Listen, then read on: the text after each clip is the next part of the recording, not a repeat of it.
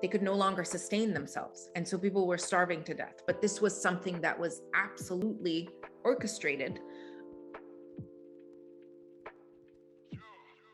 I'm going to read a quote that you said. I'm paraphrasing slightly just for brevity, but basically you said, the famine is relevant not only because it was a tragedy, but because the orchestration of that tragedy remains the blueprint for the wars being fought in the region today.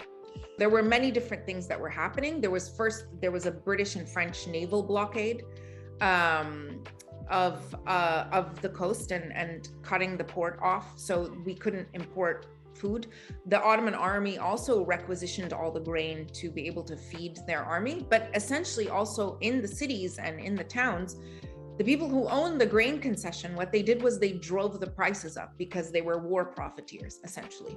And so all of that together conspired to starve people to death. Like, they could no longer afford bread, they could no longer sustain themselves. And so people were starving to death. But this was something that was absolutely orchestrated, by people who were seeking to exploit the situation.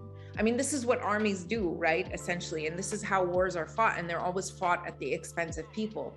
And the kind of cruelty that is dreamt up, it's not just like wars and bombs and stuff. It's like sanctions, it's siege, it's, talking about history repeating itself. All of these people that, that profited off of the famine are still very prominent families today, are still very important people. They're political players in Lebanon today.